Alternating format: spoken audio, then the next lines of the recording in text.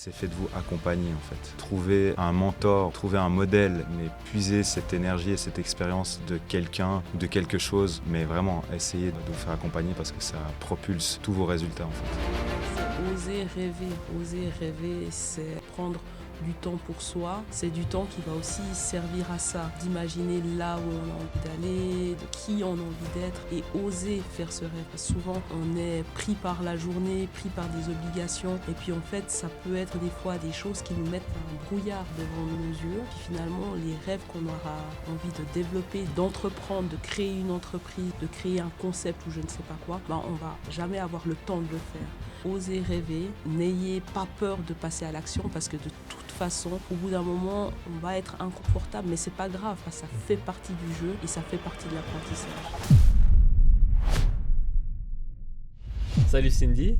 Salut Maxime. Salut Dan. Hello Maxime. Un grand plaisir de vous recevoir aujourd'hui dans le podcast In Progress. Je me permets de vous présenter en quelques mots, et puis vous me dites si j'oublie quelque chose. Cindy, médecin de formation, cofondatrice, on va parler aujourd'hui de Sarine Center à Villars-sur-Glâne, et Dan, une formation universitaire en enseignement du sport. Vous avez les deux créé Sarine Center. Alors, j'ai pas la date exacte, c'était 2016. 2016. Ouais. Cindy, toi, tu as pratiqué la médecine pendant plus de 13 ans avant. Mm-hmm. Tu as décidé de te consacrer à 100% au développement de Sarine Center, un espace unique qui accompagne les personnes dans leurs projets de santé et de remise en forme de manière holistique. Mm-hmm. Dan, ton parcours, donc formation universitaire, qu'est-ce que tu as fait avant Sarine Center? Peut-être juste pour le début, pour lancer un petit peu le podcast. Ouais. Bon, moi j'ai fait des études en sport à l'université de Fribourg, sport et anglais.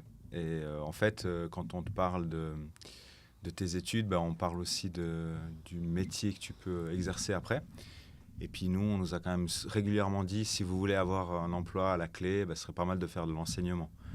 Alors moi, j'étais un petit peu par défaut vers l'enseignement, même si c'est quelque chose que j'aime bien. Et puis en fait, ce qu'il faut savoir, c'est qu'après l'université, il y a une phase à la haute école pédagogique. Et étant donné que moi, je voulais vite avoir la main à la pâte, si on veut bien, j'ai vite eu des heures aussi dans des écoles. Et je me suis retourné vers une haute école qui acceptait les cours d'emploi. Donc en fait, j'ai fait la HEP en Valais sur 3 ans en cours d'emploi, à peu près à 50%. Je faisais Fribourg-Saint-Maurice 2-3 fois par semaine. Et j'ai donc terminé ce master, si on veut bien, là-bas en Valais. Et puis donc c'est une spécialisation en enseignement du sport et de l'anglais. Et en parallèle, je me suis beaucoup intéressé au coaching, coaching privé, de nutrition aussi, coaching sportif. Et j'ai aussi exercé assez rapidement à travers l'université. J'ai eu pas mal de blessures, donc j'ai appris à un petit peu m'entraîner ou faire de la réhabilitation un peu seul. Et j'ai voulu ensuite accompagner des gens dans ces démarches-là. Donc un peu en parallèle de l'enseignement et du coaching, avant de créer cette structure, on va dire en parallèle de la création de cette structure en 2016. Magnifique. Merci pour la présentation. Cindy, je t'ai un peu présenté, mais est-ce qu'il faut rajouter quelque chose sur tes années de pratique de médecine? Parce que tu as quand même après switché, t'es passé de pratiquer la médecine à ouvrir Sarine Center. Est-ce qu'il y a quelque chose à ajouter sur ton parcours ou aussi peut-être une petite présentation? Alors, effectivement, j'ai switché, on va dire, c'est plutôt une évolution parce que finalement, quand on a fondé le Sarine Center, c'était en 2016. Donc, moi, j'étais encore en ce qu'on appelle la formation post-graduée, en formation continue, où on pratique la médecine, où on n'a pas encore toutes les titres pour être autonome, donc où on se forme encore en hospitalier. Et du coup, j'ai fait les deux, en fait, pendant longtemps. Et puis, c'est aux alentours des 2020 où je m'approchais de ma spécialisation parce que je suis spécialiste en médecine interne. Donc j'ai un FMH de médecine interne. Et plus je m'approchais de ce titre-là, plus je me disais, ça fait sens le Sarin Center, parce que finalement, les personnes qui viennent, elles viennent, pour bouger, mais surtout pour se remettre en forme. Donc, elles avaient des questions aussi qui allaient de la nutrition vers le bien-être aussi. Puis finalement, ce n'était pas des sportifs d'élite, mais c'était monsieur et madame tout le monde. Donc, ça faisait son sens. Et la majorité des personnes qu'on accompagnait, elles avaient juste envie d'aller mieux. Donc, il y avait beaucoup de questions qui étaient liées à la santé. Donc si je résume, donc toi, tu as le côté vraiment un petit peu, du coup, la médecine, évidemment, qui la personne dans son entièreté, sa santé. Toi, c'est plutôt le côté un peu coaching, formation, Dan. C'est un peu ce mélange des deux que vous avez créé Sarin Center. C'est un peu cette fusion-là. Exactement. Ouais, ok. Au début, on a commencé par l'aspect qui était très sport, par les compétences de Dan, la formation de Dan. Et puis, petit à petit, on a écouté notre marché, si on veut bien, nos clients, les personnes qui venaient. Et puis, c'était des personnes comme tout le monde, en fait, qui avaient envie de prendre soin d'eux et puis qui avaient envie de bouger. Et puis, voilà. On a noté une phrase, j'aimerais juste y revenir sur la création de Sarin Center. On a mis ce qui vous guidait au quotidien, c'est peut-être vous qui nous l'avez transmis, c'est l'envie de répondre à un manque d'offres adaptées pour celles et ceux qui ne trouvent pas leur place dans des solutions classiques comme le fitness. Alors peut-être que là, ce serait hyper intéressant qu'on comprenne bien le positionnement de Sarin Center sur cette notion de manque d'offres et cette comparaison qu'on peut avoir justement au fitness ou au CrossFit, ce genre de choses. Peut-être pour comprendre un petit peu la différenciation de Sarin Center. Alors, effectivement, nous, on utilise plusieurs outils. Il faut nous voir vraiment comme un centre dans lequel il y a plusieurs solutions et on a plusieurs outils. Puis une partie de nos outils, c'est les cours en groupe. On a essentiellement commencé avec ça, avec, tu l'as cité, d'abord le CrossFit, qui est une méthodologie qui est géniale, qu'il faut bien adapter, qu'il faut bien comprendre, qui est vraiment faite pour tous si elle est bien amenée. Et puis après, il y a eu d'autres choses qui sont nées. Par exemple, l'Irox qui est aussi un gros mouvement maintenant qui mélange de la course et puis d'autres éléments. Donc en fait, chaque week-end, tu peux trouver une course dans le monde quelque part où tu peux aller faire ton Irox, un peu comme un Mora Fribourg qui aurait un peu ailleurs dans le monde. Et puis les gens se préparent par rapport à ça. Ils peuvent se fixer aussi des objectifs. Et nous, on a aussi implémenté le renforcement fonctionnel. Et donc, ça nous fait en fait 3 programmes de cours en groupe qu'on a et qu'on utilise comme des outils. Et ce qui nous différencie d'un fitness, c'est que le fitness, comme on l'entend ici, c'est un endroit où il y a des machines, où on peut faire ses programmes, on est quand même pas mal seul. On peut demander en accompagnement, mais c'est chaque fois quelque chose à avoir en plus. Et voilà, c'est un peu un espace sur lequel on va ou on ne va pas, parce qu'on a un élan de motivation lors de l'inscription. Alors que nous, on a vraiment des services d'accompagnement. Alors ça, je pense que c'est une sacrée différence. C'est ça la différence. C'est des services d'accompagnement.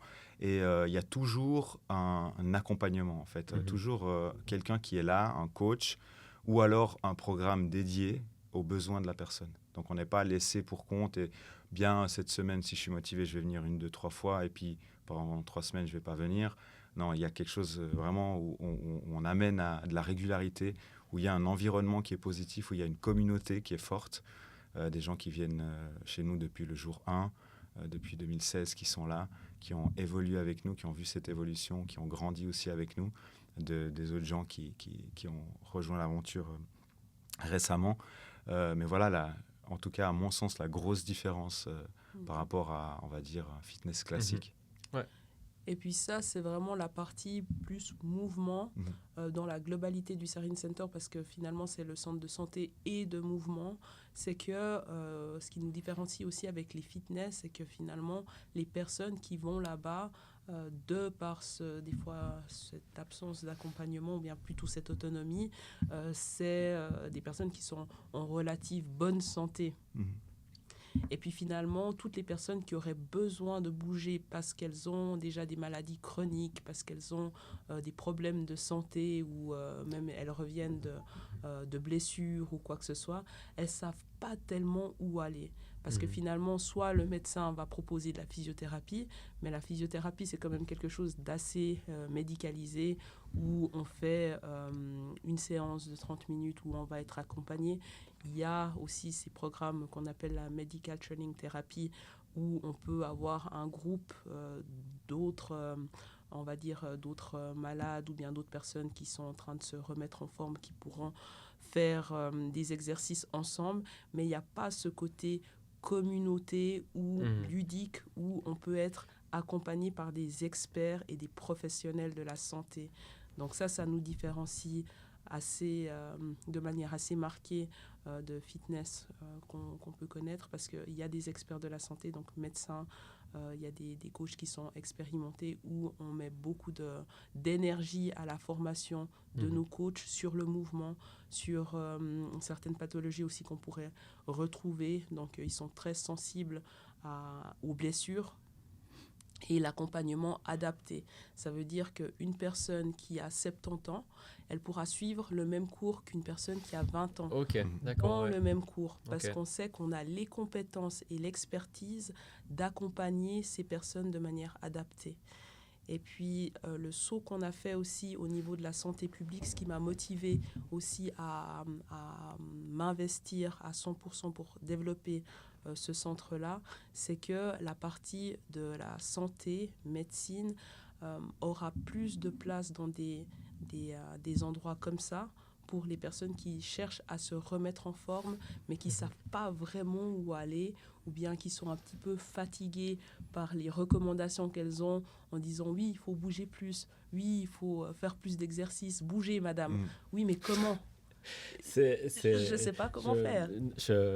Je trouve hyper intéressant ce que tu viens de dire, parce que, et pourtant, je suis en forme et tout ça, mais j'ai exactement ce problème-là, et je pense qu'on est des milliers à l'avoir. Malheureusement, j'aime pas trop l'ambiance fitness et tout ça, parce que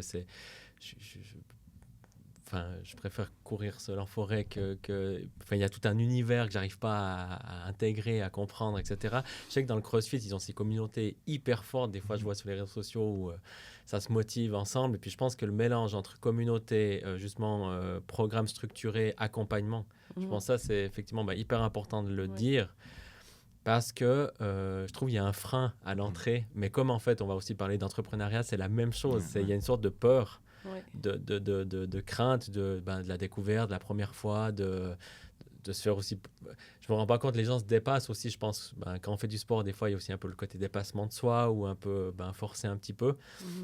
Donc, je trouve hyper intéressant ce positionnement sur l'accompagnement plutôt que solo. Et en santé aussi, parce qu'on a des personnes on a des enfants jusqu'à 97 ans. Notre doyen, il a 97 ans.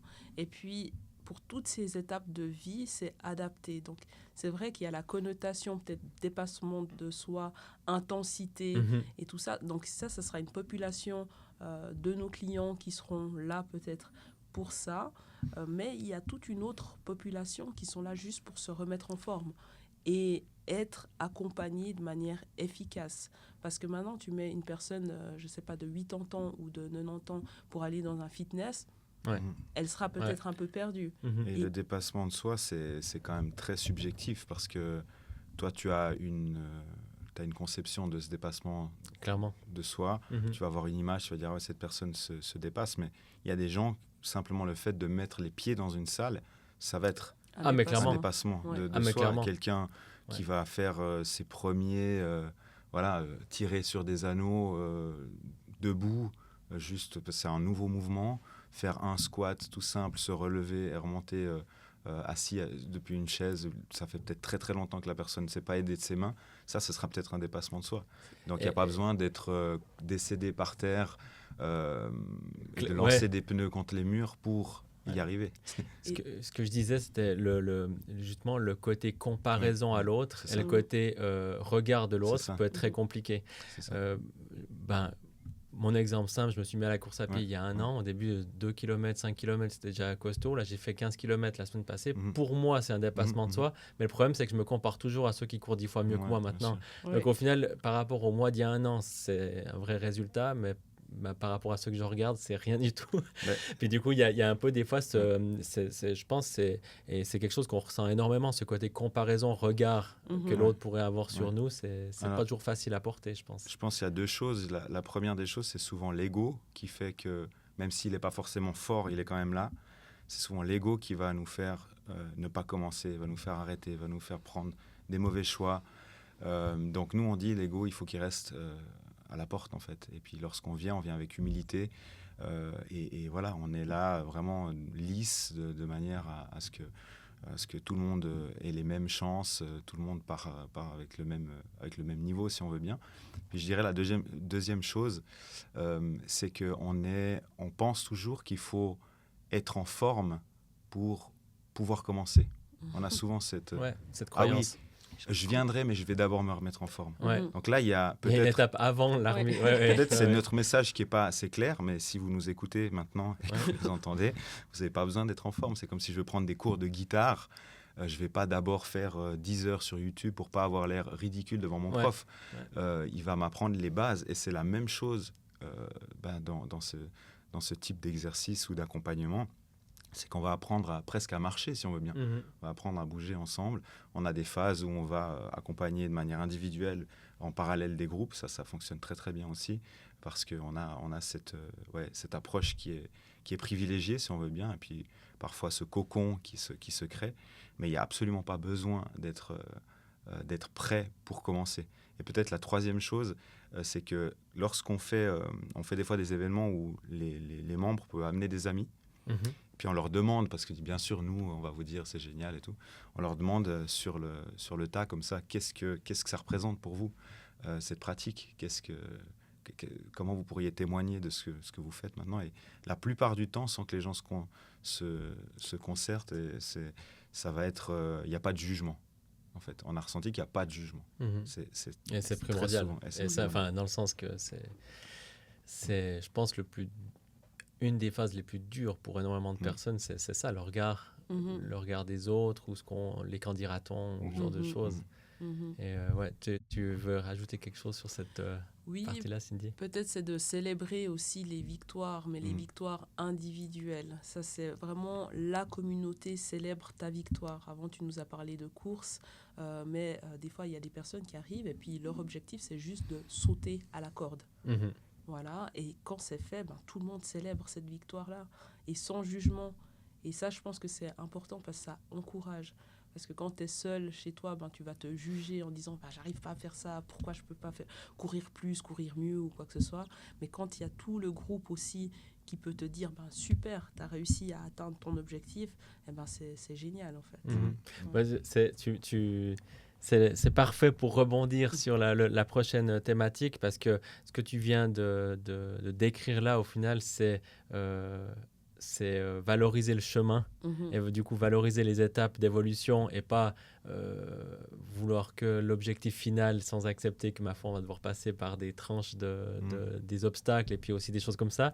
Puis du coup je rebondis sur le côté Sarine Center, sur le côté entrepreneurial, le côté entreprise. Vous avez quand même décidé à un moment donné de créer une société, de vous lancer. Je pense que ça aussi, ça a été un challenge pour vous. Est-ce que vous pouvez nous raconter un petit peu comment tout ça s'est mis en place? Est-ce que ça s'est fait vraiment du jour au lendemain? Est-ce que le plan était très clair, détaillé, ou est-ce que justement il y a eu des ajustements qui ont été faits durant l'année de construction de Sarine Center? Oui, alors c'est très intéressant comme question, parce que effectivement en 2016 on était 4 à fonder l'entreprise, et puis effectivement on avait ce projet. C'est un projet. On n'a pas tellement parlé de vision ni de mission, mais on avait ce projet en tête, et on l'a peut-être fait aussi parce que lorsqu'on voyait un peu ce qui se faisait autour, on se rendait compte que ce n'était pas à l'image de ce qu'on aurait voulu obtenir. Donc on s'est dit, tiens, nous, on pourrait le faire mieux. Et on s'est mis ensemble pour fonder ça. Et on a vraiment, alors je ne sais pas si toutes les entreprises, les startups, c'est comme ça, mais on a foncé un petit peu tête baissée, sans trop préparer de choses. Voilà, la tête dans le guidon, on faisait un peu tout, du ménage jusqu'à donner les cours, jusqu'à la compta, jusqu'à absolument tout. Et puis c'est vrai que on a bien évolué. Et je dirais que depuis 2020, 2021, là, ça a commencé à changer et on s'est comporté un petit peu plus comme une entreprise. Et on a structuré petit à petit les choses. Mais c'est des étapes qui sont faites, à mon sens, crescendo. Alors voilà, c'est l'expérience. Peut-être ça s'est fait un peu tard, mais on est content d'être là où on est aujourd'hui. Il y a aussi l'effet Covid qui est arrivé en plein au milieu. Donc, il y a eu un gros coup de vent qui est arrivé dans l'autre sens. Et notre mât a heureusement tenu tout juste. Et voilà, en tout cas, ça, c'est ma vision de ce qu'on a, avec un peu de recul, de ce qu'on a créé. Mais ça n'a strictement plus rien à voir avec ce qu'on a aujourd'hui, à notre implication aujourd'hui, et puis le positionnement qu'on avait au début. Ouais, moi, si je peux rajouter encore, c'est qu'on a beaucoup appris peut-être dans la douleur. Comme beaucoup.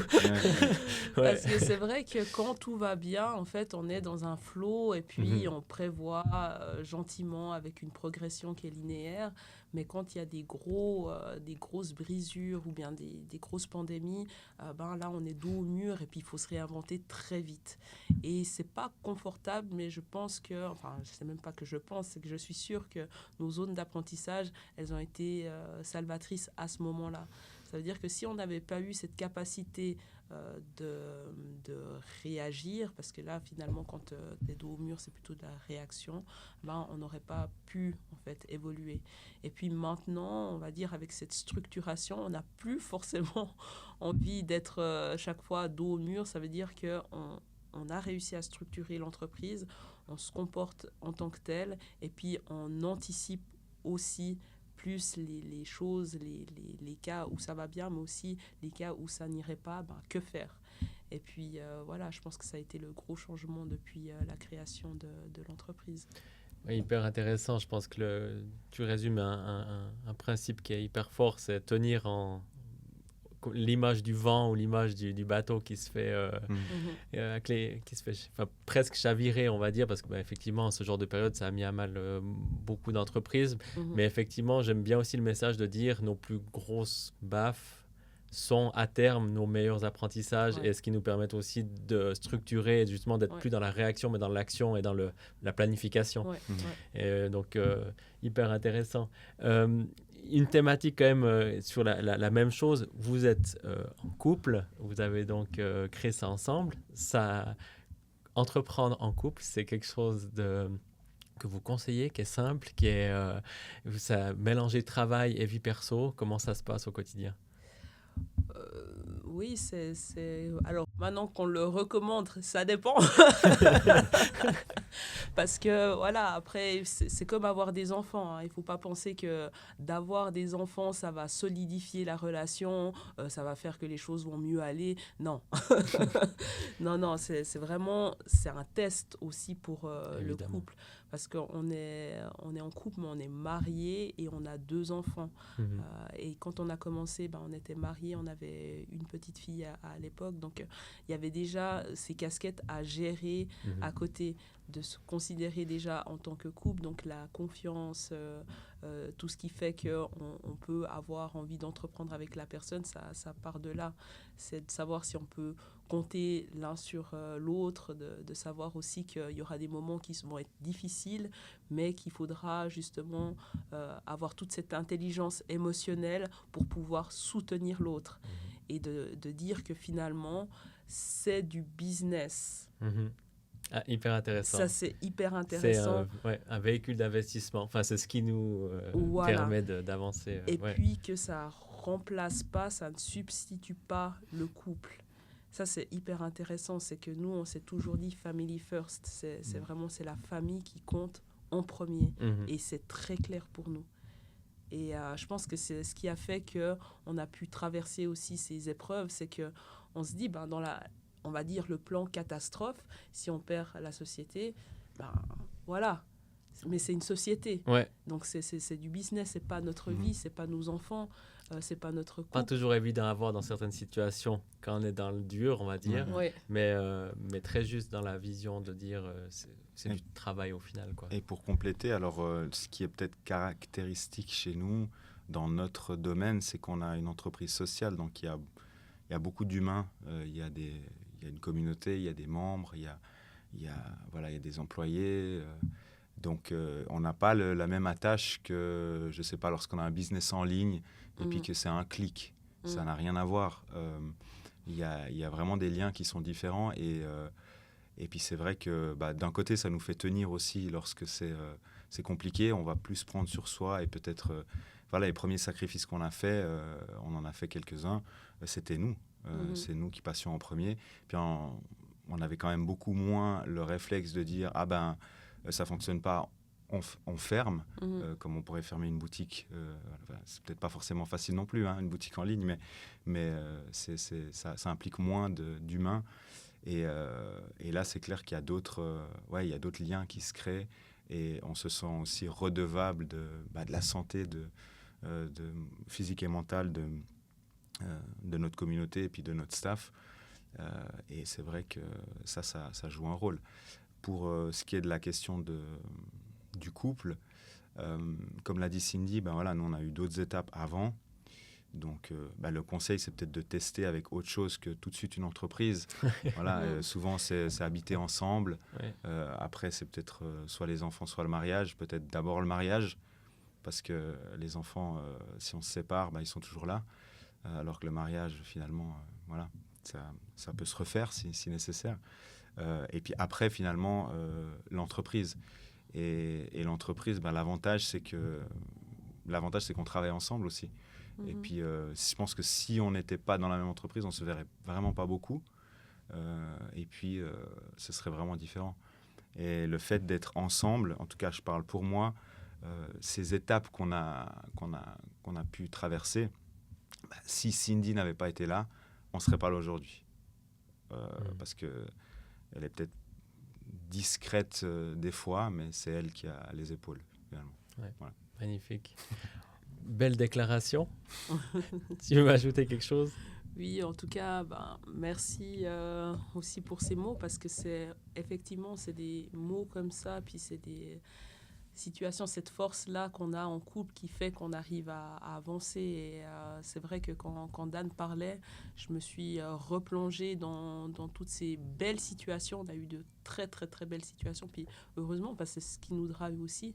Mais dans les moments qui étaient plus durs, où l'avenir de l'entreprise est incertaine, et puis même si c'est des fois... En théorie, on arrive à scinder en disant, c'est une entreprise et puis nous, on est une famille. Dans le vrai de vrai, c'est pas si simple que ça, parce qu'en fait, on est à 100% dedans, on est des personnes, on est très entières comme personnes, et on va mettre toute notre énergie là-dedans. Et au moment où c'est dur, c'est vrai que de rentrer à la maison et de se sentir compris et de sentir que l'autre est là et nous aide, au fait, nous soutient moralement, c'est hyper important, en fait. Ouais. Donc nous, ça a été vraiment notre force, et puis ça l'est encore aujourd'hui. J'entreprends pas avec mon épouse, elle est enseignante, mais disons que je sais que sans le soutien qu'elle m'a amené durant les 10-15 dernières années, c'est sûr que l'entreprise que j'ai aujourd'hui, elle ne serait pas là. Donc je pense que le message j'aime bien le message de dire, c'est un test, c'est comme un voyage. On n'est pas fait pour voyager avec tous les amis ou toutes les personnes pendant des mois et des mois, mais du coup en tout cas très beau message que vous transmettez aujourd'hui, que c'est possible, mais aussi que c'est pas évident évidemment, mais qu'il faut être prêt à se confronter à ça. Du coup j'aimerais passer sur ce côté un peu état d'esprit, mindset, parce que je vois qu'il y a je pense que tout ça vous a un peu transformé, vous a un peu changé.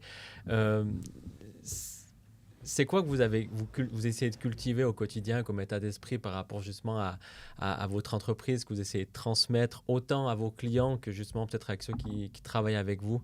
Qu'est-ce que cette aventure vous a appris au final? Moi, je pense que c'est essentiellement le développement de soi, que ce soit par le mouvement, l'apprentissage de nouvelles choses, d'une langue, de se mettre dans une situation d'inconfort, d'aller prendre un cours de poterie, j'en sais rien. Enfin, c'est se mettre dans cette situation où on est en inconfort volontaire. Encore, j'aime quand même avoir un peu de maîtrise, un peu de contrôle. C'est pas le déséquilibre complet, mais c'est vraiment cet inconfort qu'on essaie de chercher et qui va nous faire, en fait, la réponse, c'est que on essaie d'être meilleur après.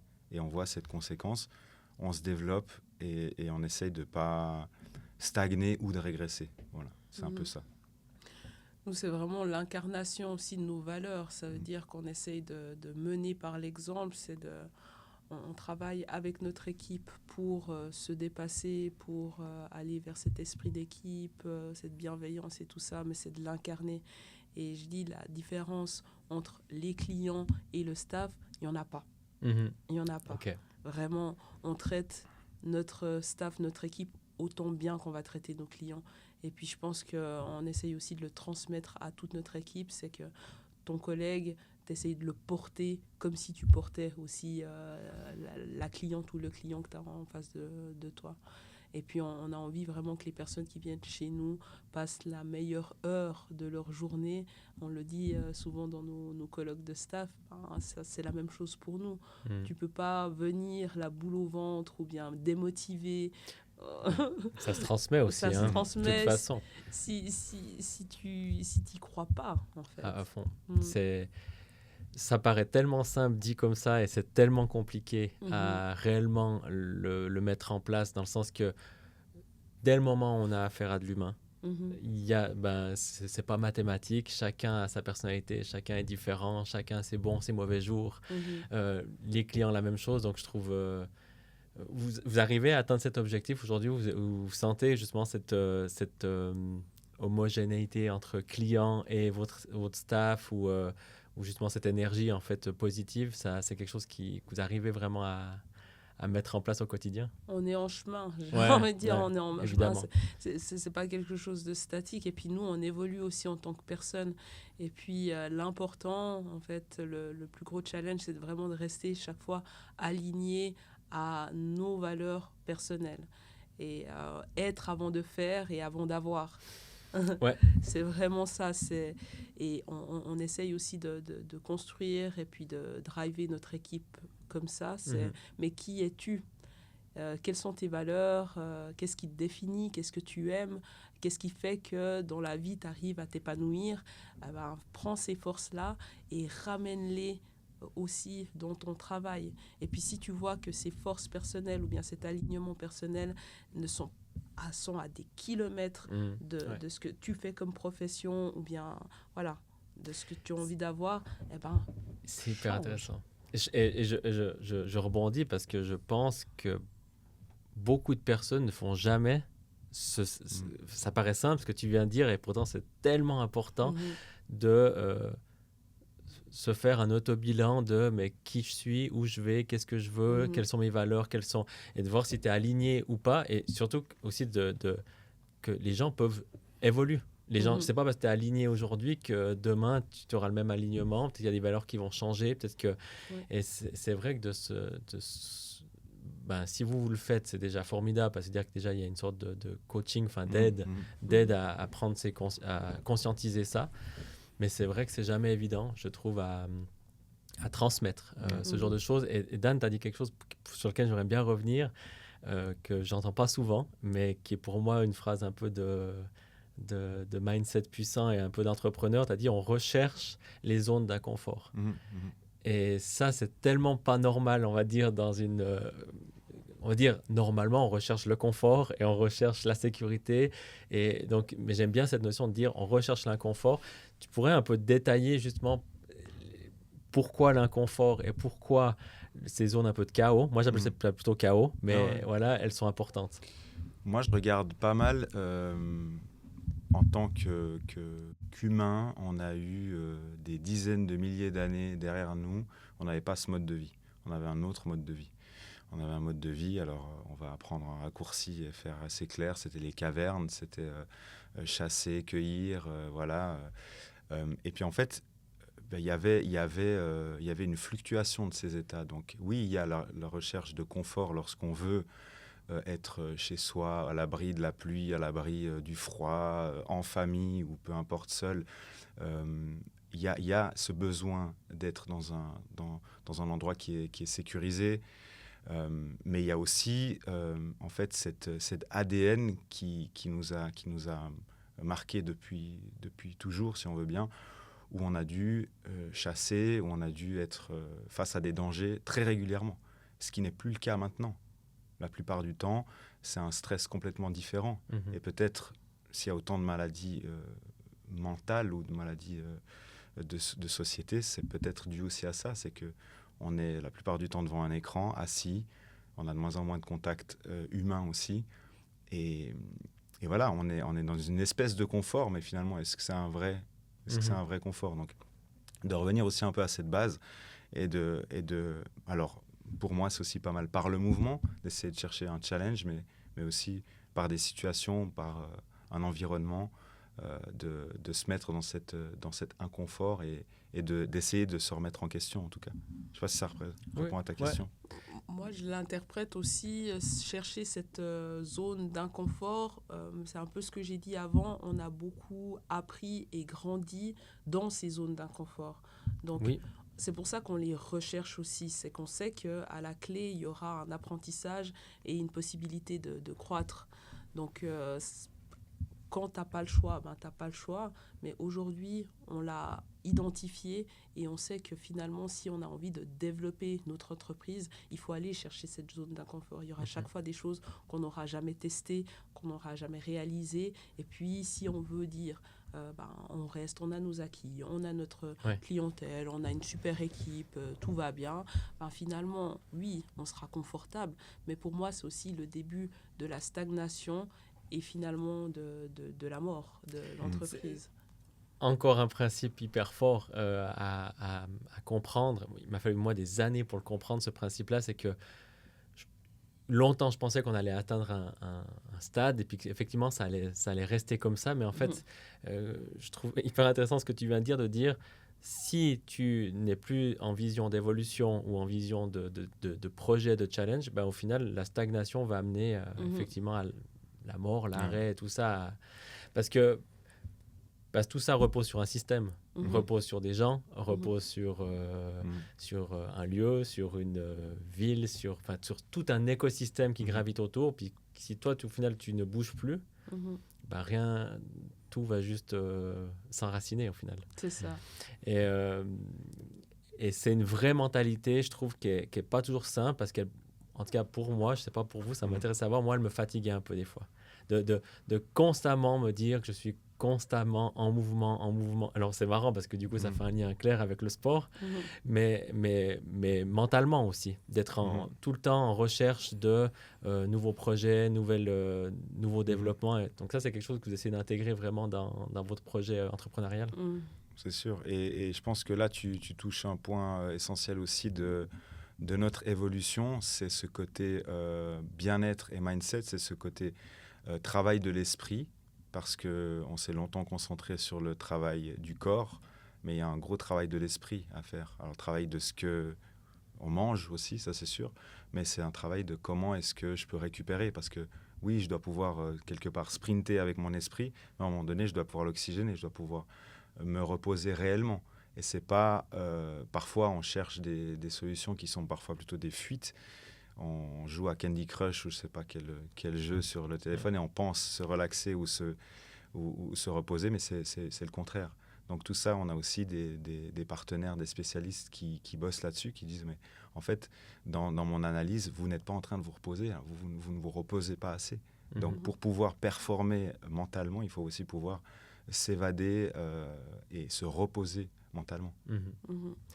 Et finalement, ce travail-là, il est important parce qu'on voit qu'autrement, on va être dans une sorte de cercle vicieux ou en tout cas cercle répétitif. Ça veut dire qu'on va être dans l'action et puis si justement on n'aura pas fait ce travail de bien-être, de où je veux aller, de quels sont mes objectifs, mes goals de vie, eh ben, on va être frustré. Donc c'est vrai que cet aspect bien-être et santé, il est même primordial avant tout le reste. Et ça, on peut le répliquer partout. Moi, je l'utilise beaucoup je l'ai beaucoup utilisé dans mes consultations aussi. C'est de se dire, qu'est-ce qui nous rend malade ? Parce qu'on a toujours l'impression que c'est l'extérieur qui nous rend malade. En partie, c'est vrai. En partie, ça peut être vrai parce que voilà, le burn-out aujourd'hui, c'est un sujet qui est très très actuel. Parce qu'on se sent agressé peut-être par l'environnement du travail, on se sent agressé par les personnes qui sont dans cet environnement-là. Mais finalement, quand on creuse, c'est qu'on voit que cet environnement-là, il n'est pas du tout aligné avec nos valeurs. Il n'est pas du tout aligné avec qui l'on est. Et puis, du coup, comme il y a ce décalage d'alignement des valeurs, eh ben, il y a une lutte qui se fait, une lutte interne. Et puis, quand elle n'est pas visible, palpable et inconsciente, ben, c'est une lutte que notre corps va exprimer. Donc, la maladie, notre système immunitaire, il est affaibli, on tombe souvent malade, on ne comprend pas pourquoi, on a une fatigue qui est là, qui est chronique, qui est installée, et puis on tombe réellement malade. Parce que, justement, finalement, cette agression quotidienne, elle fait elle met notre corps en déficit. Et puis ça, c'est très important de le comprendre parce que si, en fait, on l'ignore, on va se dire, je prends des vacances. Les vacances, ça, c'est parfait parce que... le pansement. Voilà, le pansement.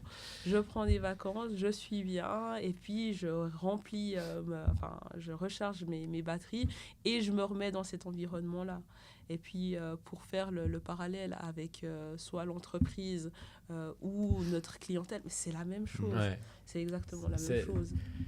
Il y a tellement d'images qui me viennent en tête. Alors moi, je dis les pansements parce qu'en fait, on accepte d'être blessé, mais on met un pansement, puis ça ira mieux, puis après on l'enlève. Puis des fois, c'est un peu comme ça que je vois certaines situations où on se fait plaisir, où on exagère, où on a... c'est un... cache au final une sous-couche de réalité qu'on essaie. Ou alors l'image de on est dans l'océan et puis on a la vague qui arrive et puis en fait on respire entre les trous de vague et puis après on remet la tête sous l'eau. Mais c'est hyper puissant comme message. Pratiquement, quel conseil pratique justement sur cette thématique-là les gens pourraient vraiment appliquer aujourd'hui? Parce que, alors moi, je fais clairement partie de ceux maintenant qui courent 3 fois par semaine, mais alors tout d'un coup, quand j'ai des émotions qui viennent, je peux aller taper dans le frigo ou j'ai dû enlever la télé de mon salon parce que j'avais mon esprit trop axé sur le côté facilité, justement. Alors j'ai dû arracher tous les écrans de mon salon pour faire autre chose quel conseil vraiment pratique parce que j'aime bien ce message de dire qu'il y a la tête, il y a le sport, il y a la nutrition, il y a certainement le sommeil, il y a certainement tout un univers. Comment les gens aujourd'hui peuvent diagnostiquer ça? Comment ils peuvent réellement faire ce bilan-là que tu expliques? Ce serait quoi juste la méthodologie pour se dire, OK, maintenant je vais faire un point sur ma vie. Comment on procède? C'est très intéressant parce que justement, ce que tu as fait, je ne sais pas comment tu l'as fait, donc quel a été le processus d'enlever la télé, d'aller courir et tout ça. Peut-être qu'avant de répondre... Ouais, alors je prends mon cas à moi. La télévision au salon, c'était vraiment à l'époque Netflix et compagnie. Moi, j'avais remarqué que j'avais cette tendance, dès le moment où j'avais accès à la facilité, je la choisissais. C'est-à-dire que dès le moment où j'avais accès au canapé télé en rentrant chez moi, je la choisissais. Alors après, pour aller courir, par exemple, je mettais les affaires dans ma voiture et je me changeais dans le parking de mon entreprise au sous-sol parce que je savais que je ne rentrais pas chez moi. Puis que si je voyais mon canapé, c'était entre guillemets foutu. Puis après, quand j'arrivais chez moi, je voulais faire autre chose. Je voulais lire, je voulais, jouer à des jeux de société, faire du piano. Je voulais faire autre chose. Puis du coup, cette télé, du coup, j'ai vraiment... juste en la changeant de pièce, du coup, en fait, je regarde 90% moins je pense, la télévision qu'avant, uniquement parce que j'ai plus l'accès direct à la facilité. Tu l'as mis dans la chambre à coucher. Ouais, je l'ai mis à l'étage en fait. non, mais non, dans une pièce, mais à l'étage. Donc je dois monter les escaliers. Ouais. Le fait de devoir monter les escaliers pour aller devant la télévision, ça me fait un frein. Ouais. Et du coup, je vais pas. Donc T'as lu Atomic Habits Non, même pas. Non. Parce que ça reflète, après je réponds un peu à la question, mais ça reflète exactement ce qu'on peut faire.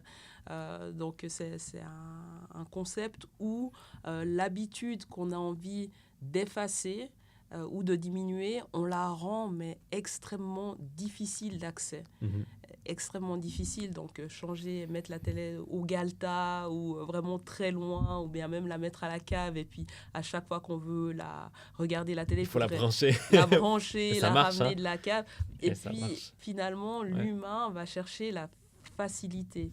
Donc quand c'est difficile, même si c'est quelque chose qui te distrayait auparavant, le fait que ce soit difficile d'accès, ça va faire que tu vas beaucoup moins l'utiliser.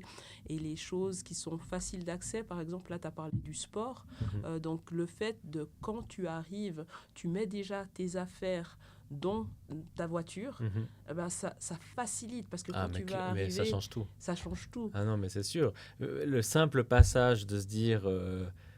Non, mais si je rentre à la maison, c'est foutu. C'est foutu. C'est les habitudes. C'est les habitudes, mais plus que les habitudes aussi, parce que effectivement, ça devient une habitude, mais au début, il faut que ça soit simple. Il faut que ça soit vraiment que ça ne nous coûte pas d'énergie. C'est comme se brosser les dents. Ça ne nous coûte pas d'énergie, c'est un réflexe. Tu vas à la salle de bain, tu as ta brosse à dents qui est là, tu mets ton dentifrice et tu te brosses les dents. Si ta brosse à dents, elle avait été au Galta, que tu dois aller la chercher, que tu dois après aller chercher le tube de dentifrice qui est dans ton réduit, franchement, tu en fais une statistique, diminution de 50% des brossages de dents. Donc, ça doit rester simple. Et... À contrario, tu vois, je me suis mis un rameur pile en face de ma chambre à coucher dans une autre pièce. Et il n'a pas été utilisé depuis une année. Parce que ce n'est pas encore une habitude. Ouais, alors c'est peut-être là où il doit y avoir... Pour reprendre un peu la brosse à dents, pourquoi est-ce qu'on se brosse les dents ? C'est devenu tellement une habitude, c'est qu'après le manger, c'est ancré. Oui. Pourquoi est-ce que pour sortir, on met des chaussures ? Ça ne viendrait pas tellement à l'idée, surtout si c'est humide dehors, d'aller comme ça, pieds nus. C'est ancré en nous, on n'a plus besoin de savoir pourquoi. On l'a appris quelque part à un moment donné, et puis ensuite, il est programmé. Donc, si on a réussi à programmer ce genre de choses, ce sera beaucoup plus facile de le perpétuer. Et un truc important, je pense, chez toi, c'est lorsque tu vas courir, mais c'est le contact avec la nature aussi. Ah ouais. On est souvent enfermé. Le seul moment où on se déplace, c'est pour aller du travail à la maison ou inversement, ou faire des commissions. Mais c'est vraiment... Alors toi, tu as choisi de courir, c'est en plus, tu combines, mais c'est d'être en contact avec la nature. Ça, c'est super important. Ça va ressourcer, ça va augmenter le système immunitaire aussi. Et d'ailleurs, je dis souvent que je cours moins pour mon corps que pour ma tête. Ouais. Je cours plus pour aller me vider l'esprit et être dans ma bulle que pour faire une performance incroyable, etc. Mais très juste. Donc, concrètement, ce qu'on pourrait donner aussi comme conseil, c'est de prendre déjà du temps pour soi. Ça a l'air d'être tout bête, parce que finalement, quand on a rendez-vous, même chez son médecin, quand on a rendez-vous avec son chef ou un rendez-vous professionnel, il y a toujours du temps. C'est vrai. Toujours du temps, on arrive à trouver une solution, mais tout d'un coup, quand on a rendez-vous avec nous-mêmes, oh non, ça c'est bon, je ferai ça demain ou tout ça. Donc ça, c'est déjà de prendre du temps pour soi-même. Et puis, encore une fois, ça doit être simple. Par exemple, si on dit je prends du temps pour moi-même le samedi après-midi, or qu'on a une famille, qu'on a des enfants, qu'on est en couple et puis ou qu'on a une activité sociale très fréquente, ça va être fini en fait. On va le faire une fois, 2 fois, puis après ça sera fini. Mais de mettre un petit créneau, même si c'est 15 minutes, encore une fois cette facilité, parce que finalement quand on se dit je dois prendre 4 heures pour moi, là on va jamais le faire. Mais si je dis mais finalement 15 minutes dans une journée, c'est quoi ? C'est rien du tout. Donc déjà de prendre du temps pour soi dans un moment où on est fécond ou peut-être utiliser un autre terme, ou en tout cas on est éveillé pour prendre ce temps-là, où c'est optimal pour nous, ben on pose déjà ce temps-là. Et dans ce temps-là, on fait un peu le bilan de notre vie, mais de manière très simple. Qu'est-ce qui me donne de l'énergie? Qu'est-ce qui m'en prend? Pourquoi ça m'en prend de l'énergie? De se poser des questions-là, mais sans jugement. Pas en disant « Ah non, je ne suis pas assez bien de faire ça. » Non, non. C'est vraiment qu'est-ce qui me donne de l'énergie? Qu'est-ce que j'aime dans ma journée? Qu'est-ce que j'aime dans ma vie? Qu'est-ce que j'aime dans mon travail? Vraiment de se poser ces questions-là. Et puis, de mettre en avant aussi les choses qui nous donnent moins d'énergie ou les choses tout simplement qu'on a envie de changer. Qui on a envie de devenir? Moi, j'ai envie de devenir une maman qui inspire ses enfants. Je ne sais pas, chacun a ses objectifs personnels. J'ai envie de sauver les animaux en Amazonie, je ne sais pas. Bref, et puis de se dire, quelles sont les petites étapes qui pourront me mener à avoir ces routines ou ces aspects positifs et de trouver des petits chemins qui ne vont pas nous coûter de l'énergie. Et sur ce que tu es en train de dire sur le côté objectif, il y a une méthode que moi j'utilise qui est toute simple mais qui est, je trouve, redoutable. C'est donc, comme tu viens de l'expliquer, d'identifier l'objectif, qu'il soit à court, moyen ou long terme, et à la place d'imaginer de où on est vers l'objectif, de dire je suis l'objectif et comment je reviens vers moi. Ouais. Et de réfléchir à l'envers, de dire mon objectif est atteint, quel a été le chemin que la personne a fait pour atteindre cet objectif, et moi d'avoir inversé cette vision-là, pas de dire je dois encore faire ça, je dois encore faire ça, mais plutôt non, en fait, il y a eu ça qui ont été faits, l'objectif est atteint. Et c'est des petites choses qui sont toutes simples. Et l'autre chose par rapport à prendre du temps pour soi, je donne un tips tout simple. Moi, j'ai mis dans mon agenda des rendez-vous avec moi-même qui sont des rendez-vous génial. Business. Donc, si mes collègues voient mon agenda, c'est Maxime est pris. Il est en rendez-vous. Parce que comme ça, je ne peux pas être impacté par une prise de rendez-vous à la dernière minute. Et du coup, c'est vraiment des moments qui sont non, je ne suis pas là à 16h parce que peu importe ce que je fais, mais je vais courir. Mais voilà, mais ça, c'est de mettre la valeur sur soi-même autant qu'on la mettrait sur la relation aux autres. Et ça, c'est peut-être super important aussi de se dire pourquoi. Parce que finalement, quelqu'un qui t'écoute comme ça, il va dire mais c'est quelqu'un d'égoïste, il pense à lui, il pourrait être avec sa famille, il pourrait aider les autres. Non, pourquoi je fais ça? Parce que c'est important, parce que c'est essentiel. Si je prends soin de moi, de ma santé physique et mentale, je vais pouvoir être beaucoup plus efficace avec le reste. Et auprès des gens aussi. C'est ça. C'est l'énergie qu'on retrouve en prenant soin de soi, on la dégage derrière aussi ça. Sur d'autres personnes. Donc, donc voilà. Et ça en devient plus une option. Souvent, on considère que c'est une option, mais ça ne devrait pas en être une. De prendre soin de soi, c'est comme se brosser les dents. Finalement, ce n'est plus une option. On sait qu'après, socialement, c'est difficile. Si on ne se brosse pas les dents, quand on a des caries, etc. Mais c'est la même chose si on ne prend pas soin de soi. Très juste. On est difficile à supporter aussi après. Très juste. Et puis c'est presque un acte altruiste parce que finalement, parce que finalement on peut pas sauver un bateau qui coule quand tu es en train de couler toi-même. Et tellement bien dit. Tu vas sauver personne en fait. Tellement juste. Et on a l'impression mais non, je prendrai du temps pour moi après. Mais non, tu vas être beaucoup plus aidant si tu prends du temps pour toi d'abord. Et choisir ses combats aussi. Parce qu'à vouloir être partout à 20%, au final, on est nulle part. C'est ça. Exactement. Et puis ça me fait penser à la question que tu as posée avant. Je n'ai pas eu l'occasion d'y répondre, mais elle était très bonne. C'était la relation qu'on a avec la clientèle et tout. En fait, c'est notre équipe qui joue un rôle extraordinaire. Donc déjà, on les salue et on les remercie chaleureusement parce que c'est eux Sarine Center aussi.